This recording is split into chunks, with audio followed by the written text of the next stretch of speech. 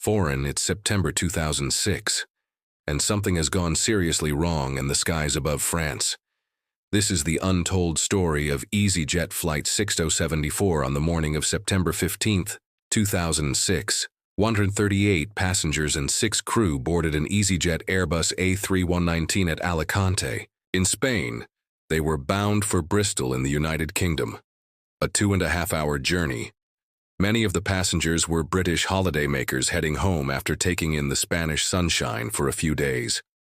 The summer travel season was coming to an end in Europe, and the skies were beginning to calm down somewhat. But for EasyJet, things were just getting started. They had acquired some brand new aircraft from Airbus, including this A319. These state-of-the-art planes would gradually replace the less fuel-efficient Boeing 737s which had previously made up the entirety of the aircraft's fleet. It was an exciting moment for the low-cost airline and for the pilots who flew for it. But amid all of this technological sophistication, a hidden danger was lurking.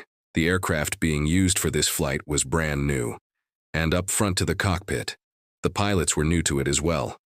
The captain was 42 years old, and despite having amassed almost 9,000 hours of flying time, he had just shy of 400 hours on Airbus aircraft.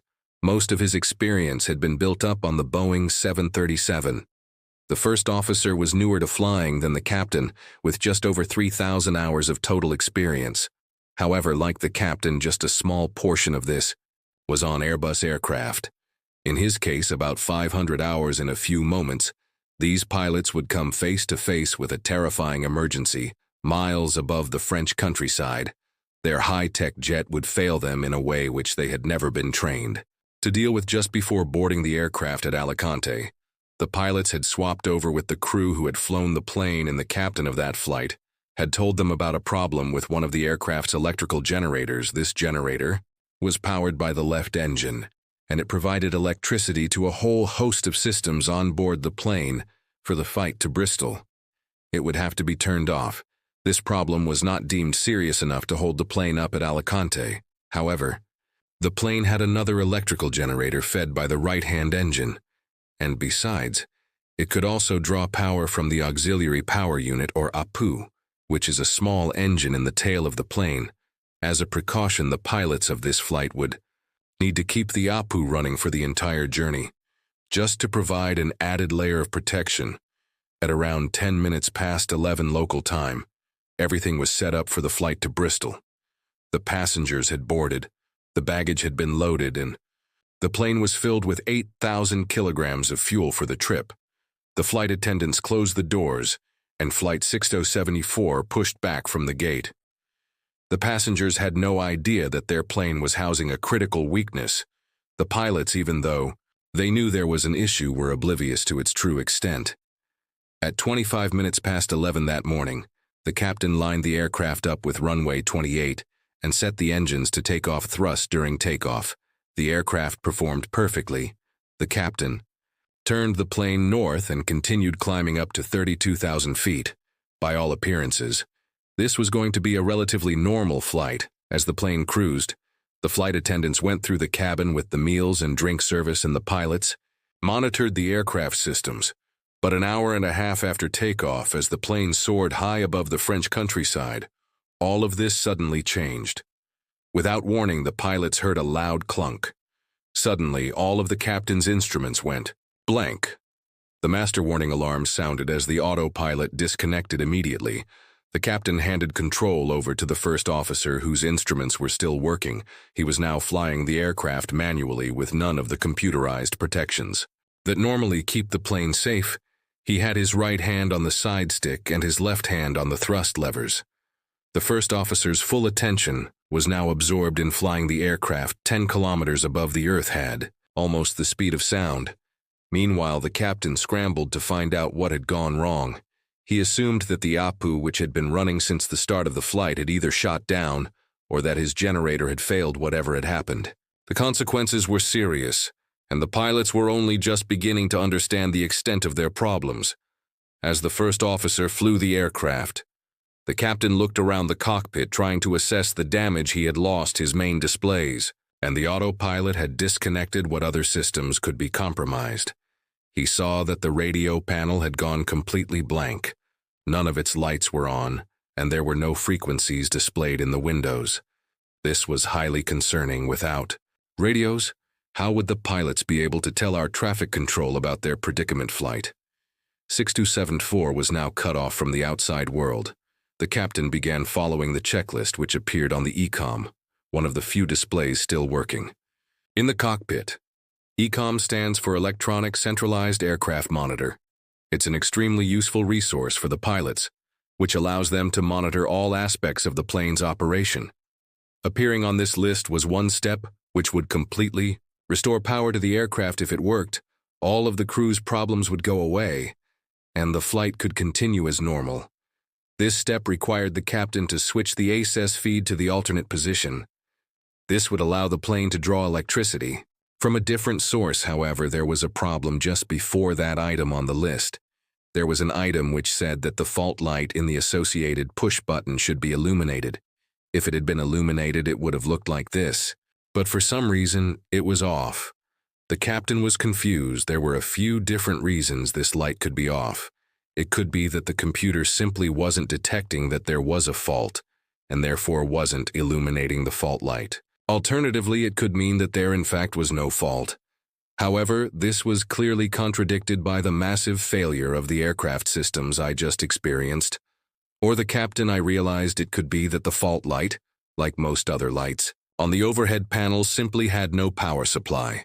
The captain had to make a decision should he press this switch, not knowing whether there was in fact a fault. In the end, he decided that he didn't have much of a choice. Whatever he did, he could hardly make the situation worse. He pressed the switch and waited, but nothing happened. The light on the push button remained unlit and no power was restored to the aircraft. The pilot's confusion here was compounded by a design quirk of this type of push button, which is commonly seen on many modern aircraft from both Boeing and Airbus. When the button is pressed in, it doesn't stay in, rather it simply clicks and then returns to its original position. The only indication that the button has been pressed is that the caption light inside the button illuminates. This works just fine during normal operation. But in a situation like this where there is no power to these lights, this design made it impossible to determine the position of any of these switches. In this sense, the pilots were now flying blind, with no sign of power returning to the aircraft. The captain needed to alert air traffic control. The lights on his radio panel were all off, but he figured that it could just be that the lights were off, but that the radios themselves were working. He keyed the microphone and tried to transmit a message to Brest air traffic control using VHF-1. His main radio set. There was no response. Then, he tried using the second radio, set VHF-2, and again he heard nothing in return. This was not encouraging. The first officer continued flying the aircraft by hand as the captain switched over to the international emergency frequency, 121.5 MHz, and declared a mayday. He tried this frequency on both of his radio sets, and still he heard nothing. Back then, the first officer tried using his radios, but he didn't hear anything either. The pilots were now on their own miles above, the French countryside completely disconnected from the outside world. Behind them, the passengers and flight attendants were completely oblivious to the emergency unfolding on the flight deck. The engines were still running, and the first officer was flying the plane smoothly enough that there wasn't any turbulence. But there was one small oddity, which some passengers may have noticed on the left-hand side of the aircraft. The no smoking signs had turned off. The reading lights on this side had also turned off in the middle of the day. It's unlikely that any passengers would have been using them anyway, so they probably wouldn't have noticed this. But it was a sign that throughout the aircraft, and specifically on the left-hand side, there was a serious problem with the electrical supply. How deep this problem ran was something the pilots were still trying to figure out. But that didn't mean that the pilots were the only ones who knew that something was wrong. As all of this was happening 10 kilometers beneath the plane, a Brest area control center, the air traffic controller who'd been tracking Flight 6274 was seriously concerned. The flight had suddenly disappeared from his radar screen. Immediately, the controller called the pilots on the radio, but there was no response. This was extremely Concerning no radar trace and no contact over the radio, the controller feared the worst. He tried calling the fight again and again, but still he was met with nothing but silence and desperation. He even asked another EasyJet plane in his airspace if they could get through to their colleagues using the company frequency. But the crew of this fight were also unable to make contact. Here was a passenger aircraft which had gone suddenly dark. Had something catastrophic happened, like a bomb, or worse, had it been hijacked? But then there was another scenario, and it was just as terrifying. When the controller had last seen the flight on radar, it had been heading northwest at an altitude of 32,000 feet, but to its north, an American Airlines jet was heading east to west. It too was at 32,000 feet, and was about to cross paths with the missing EasyJet fight. If the EasyJet plane was still in the air, then the two aircraft were now less than a minute away from colliding. The controller frantically got hold of the American Airlines flight and asked if they could see the EasyJet plane under a TCAS display. TCAS stands for Traffic Collision and Avoidance System. It's an onboard system which pilots use as a last line of defense against mid-air collisions. If the system detects that a collision is imminent, it says traffic and issues and instruction to either climb or descend. But there is a catch for TCAS to work. Both planes involved need to have it turned on. And because of the electrical failure on the EasyJet fight, this system was without power. The crew of American Airlines Flight 63 scanned their displays looking for the rogue aircraft, but it was nowhere to be seen. With every second, the two planes were drawing closer together at nearly the speed of sound for the controller. The tension was unbearable. If these two planes collided, the death toll would be monumental. The controller faced the dilemma. Should he instruct the American Airlines jet to change its altitude, or would it be better to keep it where it was? It all depended on what the EasyJet fight was doing, but without being able to see the plane on radar, the controller had no idea what it was doing. He had to make a decision. Fast, so he instructed the American Airlines plane to descend to 31,000 feet. But just then, there was a shift change at air traffic control. For some reason, at this critical moment, the controller who'd been handling the flight stepped away from his workstation and handed control over to his colleague. The American Airlines jet hadn't yet begun descending. The pilots were still looking for the EasyJet aircraft on TCAs and out the window. Because of the urgency of this situation, the outgoing controller didn't have time to give a complete handover of information to his colleague. The new controller was anxious to get the American Airlines plane to start descending, and he told it to descend immediately. The pilots of American Airlines Flight 63 then began descending. The controller held his breath, watching the American Airlines plane slowly blip across his screen, its altitude now ticking down. Then came a voice over the radio. The pilots of the American Airlines flight had spotted an EasyJet plane out their windscreen passing just overhead. It was the missing flight. The controller breathed a massive sigh of relief. His worst nightmare had not come to pass. As it turned out, the two planes had come within 19 seconds of collision. But still, the ordeal was far from over. The EasyJet plane was still in the air, apparently. But why wasn't it talking? The scenario of the controller was now most concerned about was a hijacking. Back in the cockpit, the pilots knew none of this. They were busy trying to troubleshoot their communication problems. However, they were worried about exactly the same scenario as the controller. Not that they would be hijacked, but rather that the controllers would think they had been hijacked if fighter jets came to intercept them. How would the pilots communicate with them without radio? And what if for some reason they had to turn off course or divert? Would doing that get them shot down? This was an incredibly stressful situation for the crew of Flight 6074. There was confusion on all sides here. Everyone was in the dark after both the captain's and first officer's attempts to contact air traffic control had failed. The captain continued with the actions listed on the ECOM. One of the last items on the list involves switching from the number 1 transponder system here to the number 2 transponder system. The transponder is what tells air traffic control the plane's position. The captain did this, and all of a sudden, the display came back to life, but this was no guarantee that the plane was actually transmitting a signal. The digits had reappeared, but no other lights on the panel were lit. Was it the case the lights were off? But that somebody was home. The pilots had no idea. Put bucket breast. The controller was massively relieved. The target for Easy 6074 had reappeared on his screen. The plane was where it should be, flying smoothly along its flight pan route at 32,000 feet. He called the fight again over the radio. But still there was no word from the pilots back in the cockpit. The crew began discussing what they should set their squawk code to. The code is the identifying code that air traffic control assigns to the fight at its outset, so that it can be distinguished from other aircraft under radar screens. The code had been set to 5376. Back at Alicante, but now, given their emergency, the pilots needed to update it. There are 3 emergency codes used in aviation, each of which is used to signal a different kind of emergency.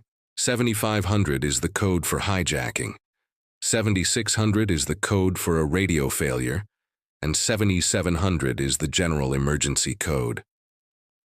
The pilots decided that given the severely degraded state of their aircraft, the code for radio failure didn't quite cover their situation. What had happened?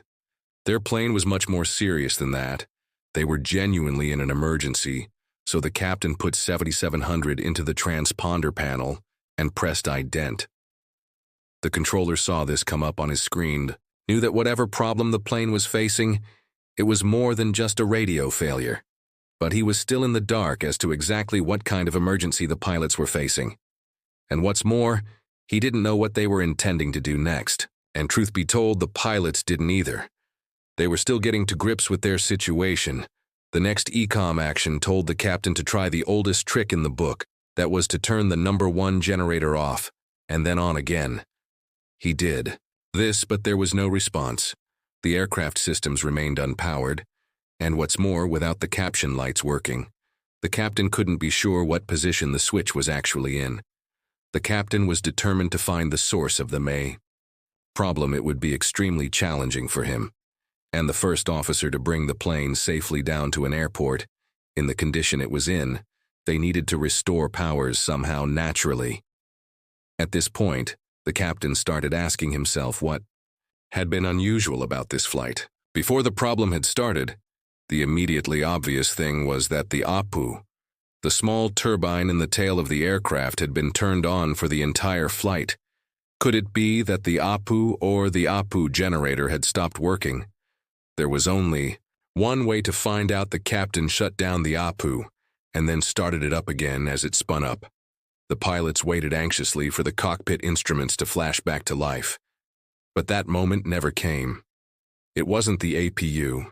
It seemed as if nothing the pilots tried was working. They were miles above the sea, out of touch with the outside world, flying their jet manually, and there was every possibility that their situation would soon get worse. What if the first officer's instruments failed? How? Would they make it to an airport then? Or what if they were intercepted by fighter jets? The pilots were baffled with every passing minute. They were running out of options.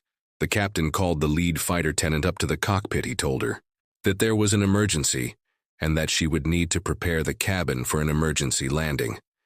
This was the first time that anybody in the back of the aircraft knew what was going on. She returned to the passenger cabin and briefed the other crew members, who began preparing the passengers for the emergency landing. The pilots now had an important decision to make. Should they continue to Bristol, which was their original destination, or should they divert somewhere closer, given the gravity of their situation and the possibility that it could get worse at any moment? Would it be foolish to continue all the way to Bristol when there were closer alternatives?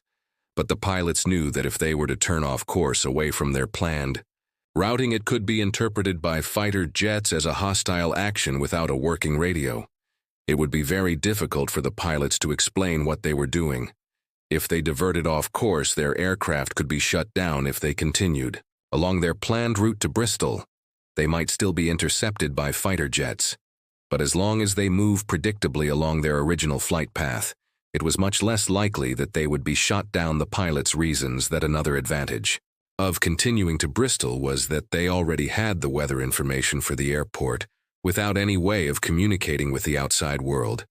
They wouldn't be able to get weather information about any other airports after weighing up the options. The captain decided that continuing to Bristol would be the best course of action. While this meant the plane would be in the air for longer, it at least meant that the plane's movement would be somewhat predictable to the outside world. But making this decision didn't solve the crew's problems, far from it. In fact, given the state the aircraft was in, the pilots couldn't be sure whether they would be able to bring it to a stop on the runway. Bristol Airport has one of the shortest runways of any international airport in the UK. If other aircraft systems like the spoilers, flaps, or thrust reversers had stopped working as well, would the plane go off the end of the runway on landing? The captain thumbed through the aircraft's quick reference handbook in search of the charts which outlined the stopping distance in different failure scenarios. The page he landed on give figures for the emergency electrical configuration. This wasn't an exact replica of his situation, but it was close enough, he figured, by the looks of it. Runway 09 at Bristol would give them enough distance to stop. The captain could also tell from the weather report that the runway at Bristol would likely be dry when they arrived, which made stopping on it a more realistic prospect. So it was decided the crew would be attempting to land their crippled aircraft at Bristol. The captain went about programming the arrival route into the first officer's flight management computer. He used one of the standard arrival routes into Bristol's runway 09. This way, the plane's behavior would be predictable to air traffic controllers, and therefore the fight would appear to pose less of a threat. Then, when everything was set up, the first officer began his descent. It would have been a very strange feeling for him hand-flying. The descent from 32,000 feet. Normally pilots fly manually at the very beginning of the flight, and in the minutes just before landing, but flying by hand at cruising altitude is basically never done in normal lease operations. Nonetheless, it was a straightforward task for the first officer. He and the captain were working extremely well together. As a team, the captain was delegating the workload in such a way that neither pilot was overwhelmed. But as the pilots descended, they knew that the real concerns were still ahead of them. With 142 people in the back of the aircraft, the sense of responsibility was tremendous. As the minutes ticked on, the first officer began to feel cold and lightheaded. This was a concerning development. Both of these were symptoms of hypoxia. Could the plane be depressurizing? The pilots considered using their oxygen masks, but decided against it. These would make it harder for them to communicate with each other, and besides, in a few minutes they would be down at a breathable altitude. As the plane descended in silence, controllers in London were tracking it.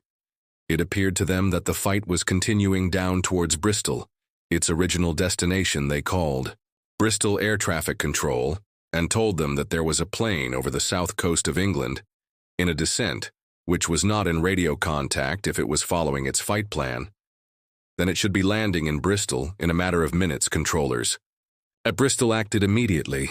They declared a full emergency at the airport. Ambulances and fire brigades rushed to the runway, preparing for the worst. All flights in and out of the airport were suspended as the silent jet made its way closer and closer. Back in the cockpit, a moment of truth awaited the pilots. They were about to see whether their flaps, which would be vital for slowing the plane down for landing, or working. They decided that if they were going to be landing without flaps, they would prefer to know that now, while there was still time to prepare. So, at about 20 past 12 local time, the captain moved the flap lever to the first position. Both pilots held their breath. But sure enough, within a few seconds, their instruments showed them that the flaps had been deployed successfully. Their chances had just gotten a lot better. By extending the flaps further, they would be able to touch down at normal landing speed, giving them enough time to stop on the runway. However, the flaps weren't the only thing the crew needed to extend before landing. What about the landing gear itself? The captain lowered the landing gear lever, and the pilots waited, but the familiar clunk of the gear extending never came, and the lights, which they expected to see here, which turned green when the gear is extended, didn't illuminate either. This was the last thing the pilots needed if they had to put their plane down on its engines. There was a very real chance that the flight would end in a fireball at the airport. The tower controller and emergency services knew none of this. They were watching the aircraft through binoculars as it approached still clueless as to the nature of the fight's emergency. The last time it had been in touch with the outside world was somewhere above France, but as on any passenger jet, there was always more than one way to lower the landing gear. The A319 is equipped with a manual gravity gear extension system, which allows the gear to extend. Under its own weight, the captain grabbed the handle for this system and cranks the lever until the door is unlocked and the gear slowly fell into place. Finally, the plane was set up for landing. Now it was up to the first officer to put it on the runway and bring it to a stop. The pilots weren't about to take any chances. They agreed that as soon as the wheels hit the runway, the first officer would slam on the brakes and use maximum reverse thrust on the engines in the cabin. The passengers didn't know what to expect. As the first officer descended towards the runway, the captain made a last-ditch effort to contact the ground. He took out his mobile phone and tried calling the number for Bristol air traffic control, but even at this low altitude, he couldn't get any signal. Frustrated, he tried again, this time using the first officer's phone, but still there was no signal. That was it. There was nothing more the crew could do to get in contact with the ground. They would be landing in Bristol, and for the first time in their lives, they would be landing without a clearance. As the plane neared the runway, the automated voice in the cockpit called out its height above the ground. 100, 50, 40, 30, 25. The plane touched down, and the first officer slammed on the brakes. The engines roared as they went into full reverse thrust. Then moments the plane had slowed to a crawl on the runway after a frightening and bizarre ordeal. All 144 passengers and crew were now safely on the ground, but the pilots were still perplexed what had caused their brand new state-of-the-art jet to suffer such a catastrophic loss of electrical power. And why haven't their checklist worked at restoring the power? As it turned out, a faulty electrical contact deep inside one of the transformers in the aircraft had sensed the flow of current, when there in fact was none. This caused the main electrical bus to trip offline, and in doing so, it had knocked out every other system which depended on it. This was a severe electrical failure, and one that could happen again if Airbus weren't able to make their systems more redundant. For that reason, the final report recommended that Airbus make improvements to its software which would prevent misinterpretation of stray electrical currents by the aircraft's computers. As for why the checklist didn't work to restore power to the aircraft, the investigation was stumped. They tested the aircraft when it was back on the ground and weren't able to replicate the issue. They just couldn't see any reason why the power didn't transfer to the working system when the captain pressed the relevant push button. Nonetheless, Airbus made significant changes following this incident, which have made this kind of scenario much less likely in the years since. For one thing, the loss of a single boss bar, that is the electrified metal rod which the aircraft draws power from, is no longer enough by itself to prevent the aircraft's radios from working. This added layer of redundancy means that the complete radio failure experienced by the pilots of Flight 6074 would not occur if a similar power loss occurred today. Another thing which Airbus has changed is that rather than relying on the pilots to transfer the power from the faulty system to the working system, this transfer is now done automatically. This greatly reduces the time between when a fault occurs and when it is fixed. It also removes the possibility of human error from the loop. Finally, the report into this incident also made a strong case against the design of the push buttons in the cockpit of this aircraft. It said that these push buttons lack one of the basic functions of the selector, which is that it should always provide a reliable, immediate, and unmistakable indication of its selection. The report recommended that manufacturers make it easier for pilots to tell what position their switches are in, so that there is no confusion as to whether they are in the selected or deselected position. These important lessons have made modern aircraft systems much more redundant and safer than they were even in 2006. However, the skill and teamwork of the pilots involved in the incident was still a vital piece of the safety picture. Pilot mismanagement of much smaller failures than this have downed aircraft in the past. In fact, if you want to see how one of those incidents unfolded, you should check out my video here about an Airbus A320 that crashed just a few years ago. If you found this video interesting, you can also join the Patreon to support the channel and get early access to new videos. I'm really grateful for the support that the patrons provide because they make it possible for my team and I to continue putting in the work to research and produce these videos. So check out these links on screen, and I'll see you soon for the next episode.